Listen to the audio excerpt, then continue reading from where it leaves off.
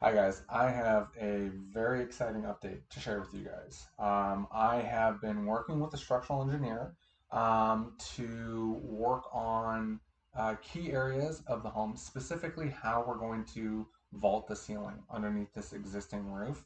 And I'm still waiting for sort of final feedback from them on the strategy I'm proposing, but I am too excited about its potential. I've got to share it with you, and if it's got to adjust slightly, so be it.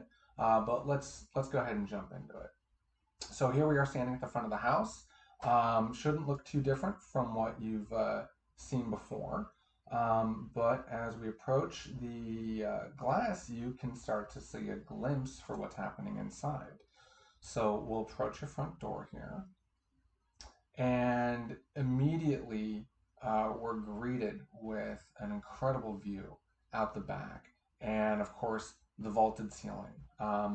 I am right now proposing to do a wood ceiling because it matches a lot of the images that you were showing, the character in the images you were showing. But of course, a wood ceiling is going to be more pricey of a finish than going with just drywall, but I think the impact is profound.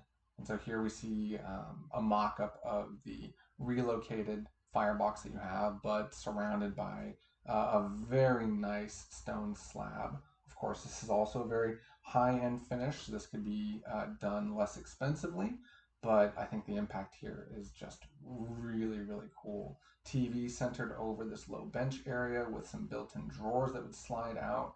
I think it's pretty special. Let's turn around now and look the other way, start getting a glimpse of the kitchen. And I know I've been talking about this a lot, but here we're starting to see that full height cabinetry space. Um, this might be looking a little busy. I've sort of panelized it right now, trying to get these individual panels smaller, but we'll see how the doors operate. And of course, we can tweak whether or not we go with something that's so panelized or if we just go with something that's a bit simpler. But we see the island here. We're standing in one of those entryways around the island. So let's take another glimpse around. Pan to the right here. And here we're seeing the new range with the hood above, the new wider windows looking out centered on the new faucet and sink. Um, I know you were eyeballing the 30-inch model, but I really think we should go 36. I mean, looking at just how much space there is still, even with a 36, I think you can almost even go 48 is probably too big. With the hood starting, the hood will start to feel a little bit crowded if we want to keep it centered and balanced. But I mean, there's just so much cabinetry here, so much to work with. Um, I think you should consider the 36-inch model. Here at this return wall, I've done something a little bit different. So instead of just having more cabinets here, I thought it might be a nice thing to have as sort of um, the the home station, the it's not the homework station, but like it's the area where you maybe keep a calendar, or you could certainly set a laptop here, with recipes on it, or maybe glance at your favorite architectural website. I don't know. But I think this is a really fun thing. There are going to be drawers here, leg space, space to tuck a stool in. But if you feel like you need more cabinetry, we can certainly do that here. But this might be nice. And if we're going to do that, definitely want to keep this window here. I know this one's been on the chopping block.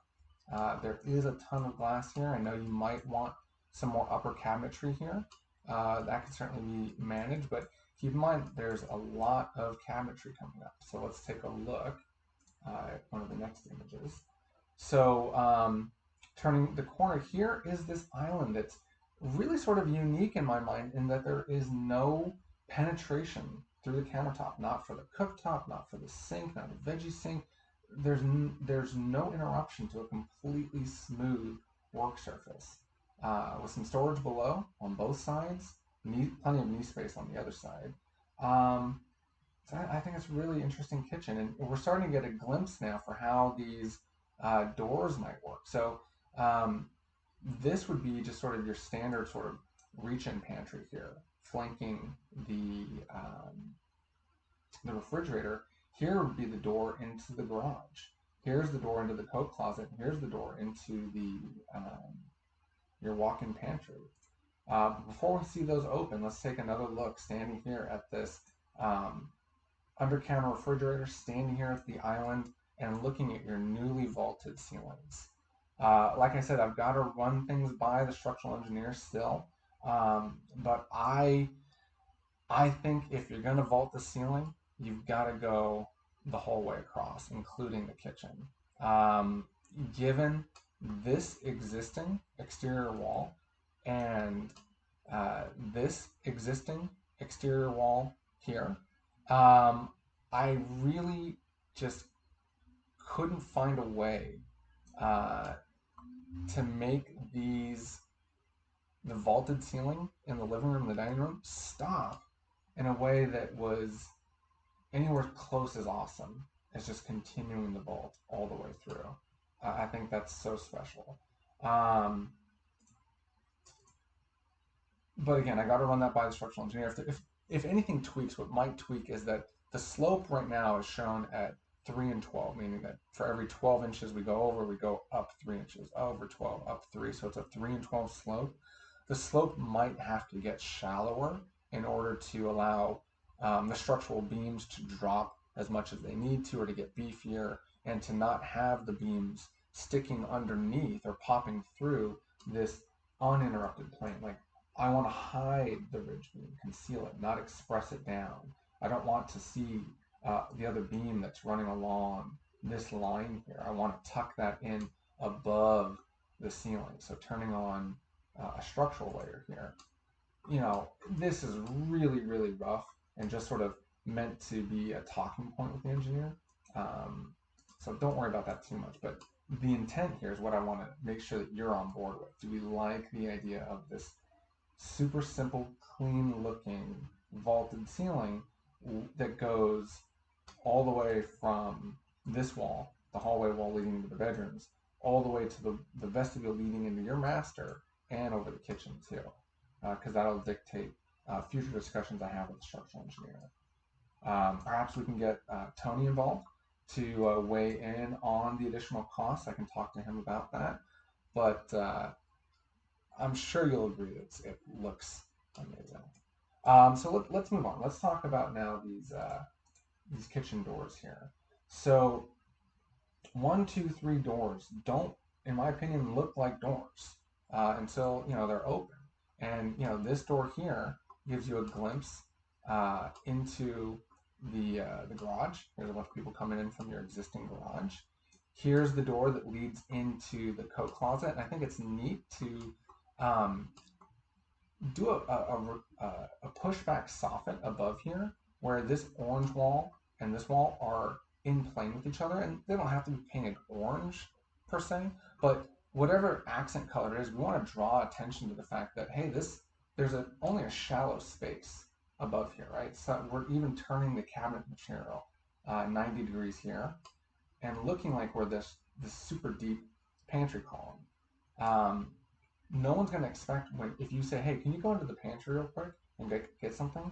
No one's going to expect when they open the door that the space is much deeper, this much deeper than where this wall plane above is indicating. So I think that's going to be a very fun, very special thing, because again, this pantry backs all the way up to this hallway leading into the master. No one's going to know that looking at this. So this is a very intentional design. How much of the corner I've turned here. It's all meant to be sort of fun. Let me know if you like that. We could certainly just fill in here with, it could be simpler drywall. That's another look that it could take, but I think this is definitely worth exploring and getting your feedback on. So let's continue to take a quick glimpse at the dining table area, door leading out to the outdoor balcony, stairs leading down. Here's that guardrail concept where the full 42-inch height is necessary, but we don't have to do the same design top to bottom. It can be partially solid with a little seating shelf, and then wood posts, wood rail on the top, and then iron rods or steel rods running across to sort of give a little more stiffness to the cable look without having to have, hopefully, as many intermediate posts. I probably need to introduce 2 more posts at least, but I think that's okay. And of course, I mean, take a look at this back window and door. Isn't that great? Leading from the garage, leading from the entry, going to your master. This is what you're going to see. I think this is great. So turning the corner into the master vestibule, um, turning right, looking down the hallway, proceeding down the hallway. We'll come back to the hallway again, but here's the master bedroom. I think, again, of course, we know it's a very tight dimension, but it's going to make for a great master bathroom. But I think given the amount of light that we're going to get in this space, and that we've harped the issue to death about your furniture fitting properly, I think this is a very, very special master suite. I love the windows. Of course, the view uh, is killer, but the fact that we're letting the windows come down all the way to the floor now, look at how much better engaged we are with this existing patio space that you have down here. Um, this is just what a special room. Let's take a seat in these chairs. When you can see your guests at the patio, you can get a look for the spiral stair coming down. Turn the corner, see the master bathroom pocket door. Given that there's a big, beautiful skylight here in the master bathroom, I hope you agree that we can make the pocket door into the master bathroom a frosted glass door so that when the door's closed, we're still getting that borrowed light and essentially getting light in on 4 sides of this room. I mean, this is cheating, saying that we're getting light from this fourth side here, but it counts. Especially when the door's open.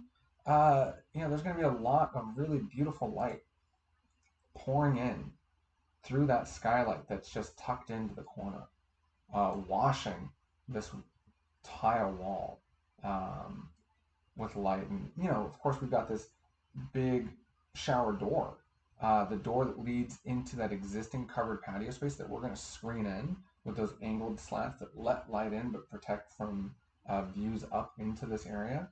I expect this to be a very light-filled and unique showering and bathing experience.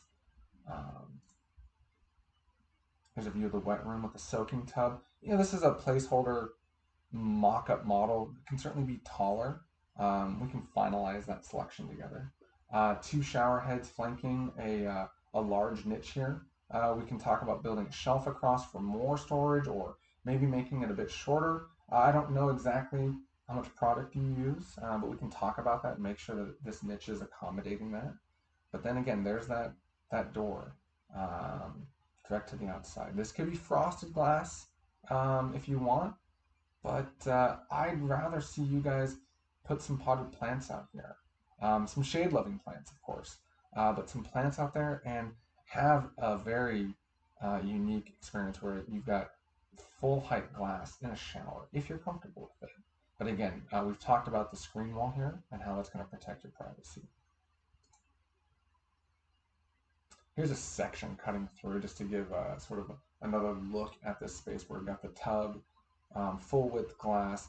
I say let's go for a curb. I know you've got images without the curb, but I just think the curb makes it simpler to contain the water in this wet room. If you really want to go without it, we can eliminate it. Let's talk about it. I like this wall hung vanity.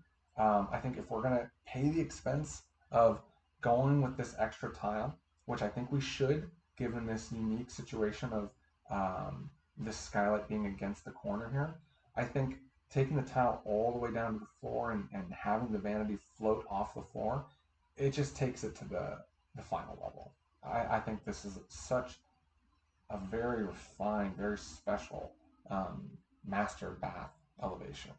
And then here, through this pocket door, here would be the water closet, which, I'm not really mocking it up too much, but you could definitely put in some built-in cabinets or just a store-bought cabinet, a piece of furniture here. There's plenty of room because this is not undersized. And with this pocket door having the glass in it, which I would insist on, when the doors close for privacy, you're still getting light in here. So you're never in a dark spot when you're using your bathroom. So I am floored with how this turns out. I hope you are too. But of course, if there are elements you want to review or discuss, happy to discuss it with you. Another shot. So now we're in the shower area, basically. All right, so now let's go back into the master bedroom. And now let's say we've done our morning routine in the bathroom. We're gonna go down this hallway with these very tall windows. Now these windows come down to a very low sill height, but it's tall enough so that these windows don't have to be the more expensive tempered windows. You have to do tempered windows in hazardous locations, and the building code says it's hazardous if the glass comes all the way down to the floor, like we're doing in your bedroom. But let's not do that here, right? We're just walking through this space. But I love the light. I love the amount of view you're going to have in this very narrow corridor. We've definitely made this as skinny as legally possible. And normally I'm so against that. I'm so against having narrow hallways. But I understand we want that bathroom space. We want the closet space. And we're making up for the narrowness by doing these big, evenly spaced windows looking down into lush, beautiful rear yard area. So I'm okay with it. Just a quick glimpse. I'm not really mocking up the actual closet configuration here, but you've definitely got a nice sized closet situation here. I don't know how often you're going to plan on closing the door when you're getting dressed in the morning or anything like that. I think it'd be nice to have another pocket door with the glass here so that if you do close this to get dressed in the morning, so maybe you're not bothering someone who's sleeping in the bed, you're getting light through these windows. I would hate, again, for you to be in a dark room. Of course, these doors with the glass in are 3 times as expensive as doors without, so I know it needs to be done judiciously. Um, but just in instances where we're closing doors and we're then going to be locked into a windowless room, I really want to encourage you to weigh the pros and cons and go for the added glass. Um, yeah, maybe now looking at this door here leading into the hallway, maybe that doesn't need it.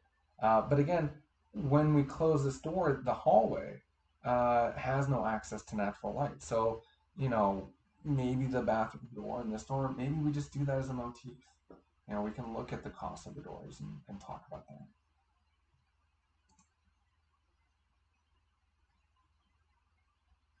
Another shot. Now we're in the living area, sitting on the couch, just looking back at the kitchen, looking back at the master vestibule. Your new expansive glass at the back here. Very incredible transformation, I think. Let's take a look going downstairs.